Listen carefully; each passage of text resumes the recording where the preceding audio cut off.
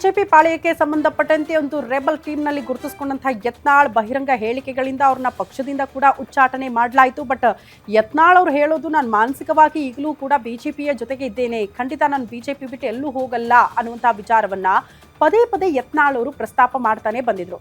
But Yatnal ಅವರ ವಿರುದ್ಧ ಯಾವಾಗ ಬಿಜೆಪಿಯ ಹೈಕಮಾಂಡ್ ಕ್ರಮ ಕೈಗೊಳ್ತೋ ಆಗಲೇ ರೆಬಲ್ಸ್ ಟೀಮ್ ಎಲ್ಲ ಸೈಲೆಂಟ್ ಆಗಿತ್ತು ಅನ್ನುವಂತಹ ವಿಚಾರ. ಬಟ್ ಈಗ ರಾಜ್ಯ ಬಿಜೆಪಿಯಲ್ಲಿ ಯತ್ನಾಳ್ಗೆ ಅತಿ ದೊಡ್ಡ ಶಾಕ್, ಮತ್ತೊಂದು ಶಾಕ್ ಎದುರಾಗ್ತಾ ಇದೆ ಅನ್ನೋದ್ರ ಡೀಟೇಲ್ಸ್ ಸದ್ಯ ಸಿಗ್ತಾ ಇದೆ.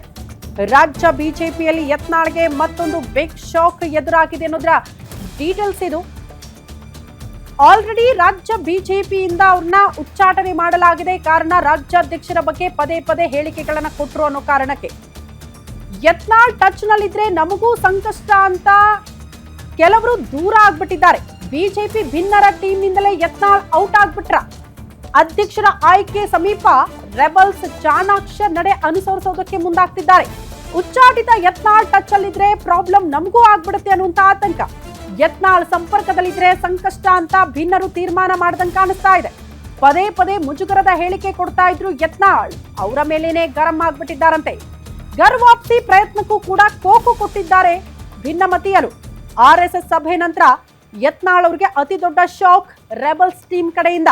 ಈ ರೆಬಲ್ಸ್ ಟೀಮ್ ನ ನಾಯಕ ಅಂತ ಗುರುತಿಸಿಕೊಂಡಿದ್ರು ಬಿಜೆಪಿಯಲ್ಲಿ ಇದ್ದಾಗ ಯತ್ನಾಳ್ ಅವರು. ಈಗ ಪಕ್ಷದಿಂದ ದೂರ ಇದ್ದಾರೆ ಬಿಡಿ, ಕಾರಣ ಪಕ್ಷನೇ ಅವ್ರನ್ನ ಉಚ್ಚಾಟನೆ ಮಾಡಿದೆ ಪಕ್ಷದಿಂದ.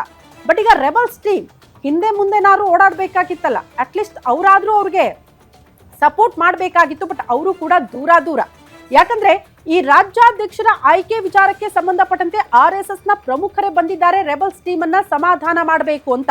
ಸಾಲು ಸಭೆಗಳಾಯ್ತು. ಈಗ ಬಹುತೇಕ ರೆಬಲ್ಸ್ ಟೀಮ್ ಅನ್ನ ಕೂಡ ಸಮಾಧಾನ ಮಾಡೋ ನಿಟ್ಟಿನಲ್ಲಿ RSS ಕೂಡ ಸಕ್ಸಸ್ ಆಗಿದೆ ಅನ್ನೋದು ಮಾಹಿತಿ ಇರೋದು. ಹಾಗಾಗಿ ಯಾವಾಗ RSS ನವರು ಹೇಳಿದ್ರು ಆಗ ಯತ್ನಾಳ್ ಅವರಿಂದ ಅಂತರ ಕಾಯ್ದುಕೊಳ್ಳೋದಕ್ಕೆ ಈ ರೆಬಲ್ಸ್ ಟೀಮ್ ನವರು ಕೂಡ ನಿರ್ಧಾರ ಮಾಡ್ದಂಗೆ ಕಾಣಿಸ್ತಾ ಇದೆ. ಇಟ್ ಸಪೋಸ್ ಯತ್ನಾಳ್ ಅವರ ಜೊತೆಗೆ ಇದ್ದಿದ್ದು ಕಾಣಿಸ್ಕೊಂಡ್ರೆ, ಅವ್ರ ಜೊತೆ ಟಚ್ ಅಲ್ಲಿದ್ರೆ ನಮಗೂ ಕೂಡ ಏನಾದ್ರೂ ಕ್ರಮ ಕೈಗೊಳ್ಳಬಹುದು ಪಕ್ಷ, ನಮ್ಮನ್ನ ಕೂಡ ಉಚ್ಚಾಟನೆ ಮಾಡ್ಬಿಟ್ರೆ ನಮ್ಮ ರಾಜಕೀಯ ಭವಿಷ್ಯ ಏನು ಅನ್ನುವಂತಹ ಚಿಂತೆ ಬಹುತೇಕ ರೆಬಲ್ಸ್ ಟೀಮ್ ನಲ್ಲಿ ಇರುವಂತಹ ನಾಯಕರನ್ನ ಕಾಡ್ತಾ ಇದೆ ಅಂತ.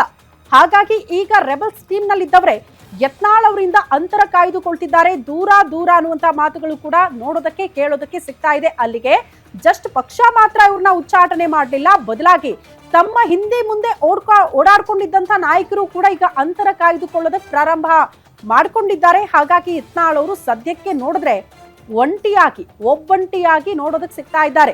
ಹೇಗಾದ್ರೂ ಮಾಡಿ ಘರ್ ವಾಪಸಿ ಆಗಬೇಕು, ಬಿಜೆಪಿಯಲ್ಲೇ ಇರೋದು, ಬಿಜೆಪಿ ಬಿಟ್ಟು ಎಲ್ಲೂ ಹೋಗಲ್ಲ, ಒನ್ಸ್ ಅಗೇನ್ ಬಿಜೆಪಿಯಲ್ಲೇ ಇರ್ತೀನಿ ಅನ್ನುವಂತಹ ಮಾತುಗಳನ್ನ ಪದೇ ಪದೇ ಯತ್ನಾಳ್ ಅವರು ಆಡ್ತಾ ಇದ್ರು ಕೂಡ ಅದಕ್ಕೆ ಬೆಂಬಲವಾಗಿ ತಮ್ಮ ಜೊತೆಗಿದ್ದವರೇ, ಒಂದು ಕಾಲದಲ್ಲಿ ತಮ್ಮ ಜೊತೆಗಿದ್ದಂತಹ ನಾಯಕರೇ ಈಗ ಜೊತೆಗಿಲ್ಲ ಅನ್ನುವಂತಹ ಸಮಸ್ಯೆಗಳು ಯತ್ನಾಳ್ ಅವರನ್ನ ಕಾಡೋದಕ್ಕೆ ಶುರುವಾದಂತೆ ಕಾಣಿಸ್ತಾ ಇದೆ.